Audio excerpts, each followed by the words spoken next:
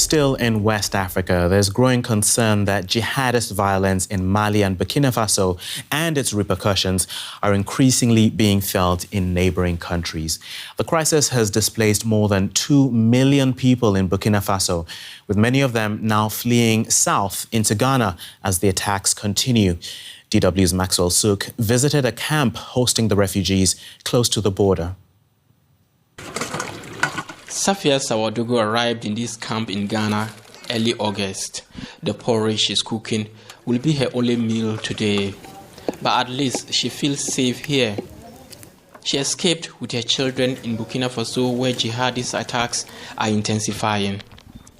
Safia says her life is under threat back home. The terrorists came to attack our community in Burkina Faso. They killed our husbands and burnt our houses. So we ran through the bushes to the neighboring towns where we got buses to Ghana. At the border with Burkina Faso, makeshift camps like this one are becoming common. Authorities estimate that around 2,000 people moved here in the past year, with new arrivals almost weekly. Today, the refugees are waiting for water to be delivered. It is hard for officials to provide all the necessary aid as the numbers keep rising. The way they ran and came, even the clothes, what they had on them was the only thing that they had. Even to wash them, very difficult. The children, even slippers, very difficult. So there was the need for us to intervene, and that is why we came.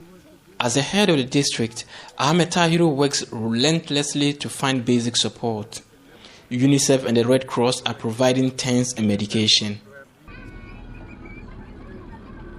Tahiru also tries to calm the local community, as some are uncomfortable with the refugees settling here. Everybody in this community is worried because we don't know exactly where they are and where they come from. Who knows where the terrorists will come from?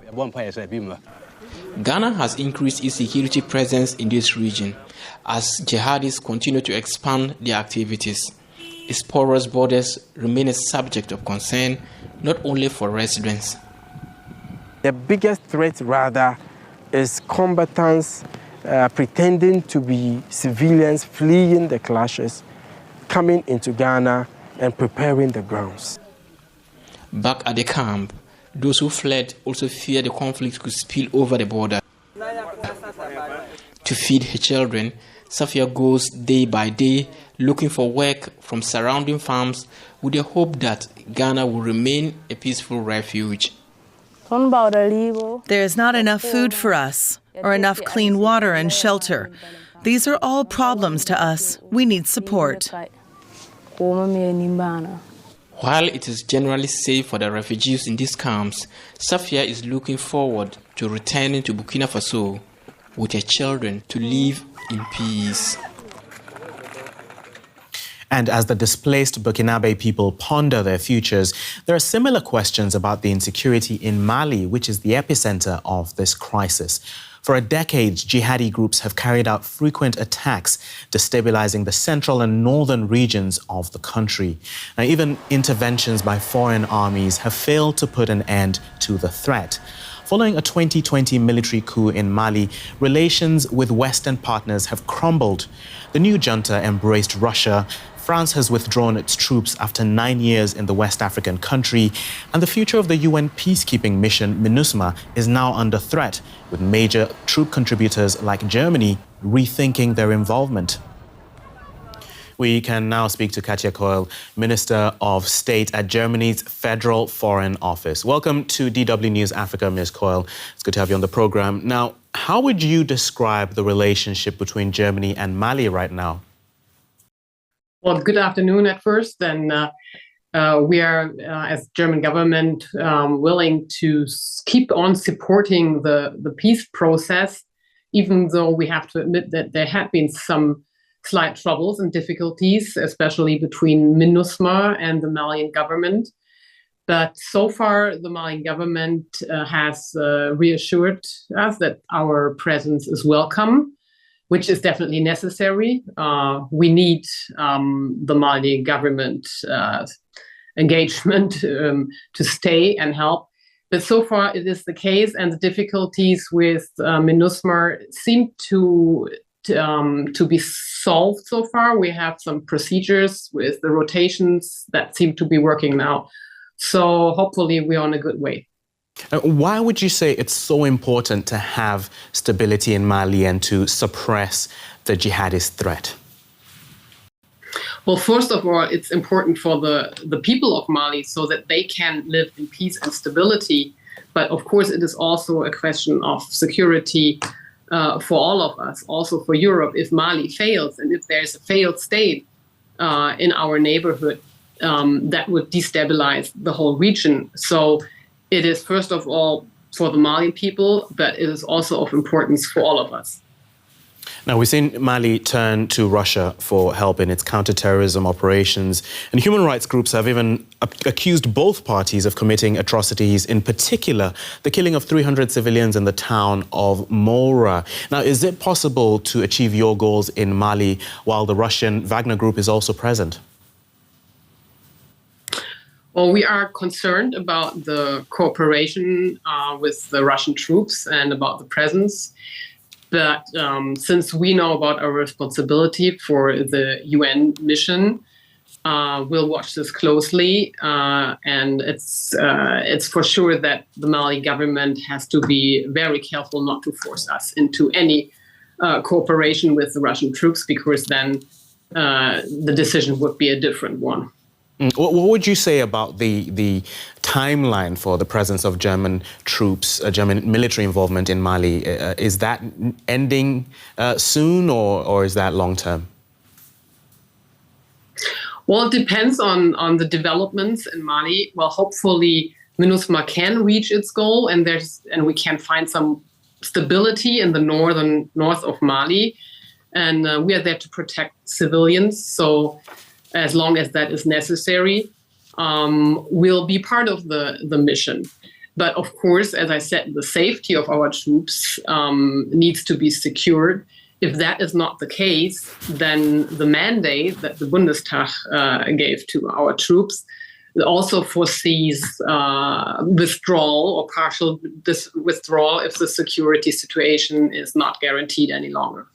Okay, Ms. Coyle, just stay with us. We'll come back to you shortly. But we want to look at what will become of local staff if Germany decides to leave, as France has done. We asked a Malian translator for his views on what a German withdrawal would mean for him, and he's asked us to change his name and conceal his identity.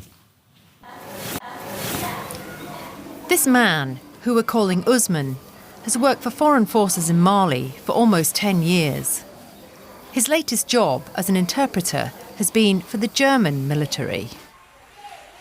Working with the troops out in the field, he translates local languages into English. Despite wanting us to conceal his identity, he says he does not fear reprisals, as the German military is well liked. In fact, the German troops are very much appreciated in Gao. They do a job where very often representatives of the Malian state do not venture. They are often in the nooks and crannies where the state is not often represented. We who come with these soldiers are appreciated by the population.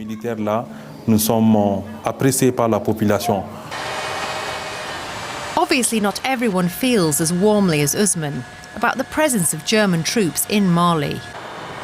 But he fears if they withdraw completely, security, especially around their base of Gao, could deteriorate. At the moment, it is quite calm, but it is a precarious calm that could unravel at any time. So with the possible departure of the Germans, I think today that the situation risks turning negative.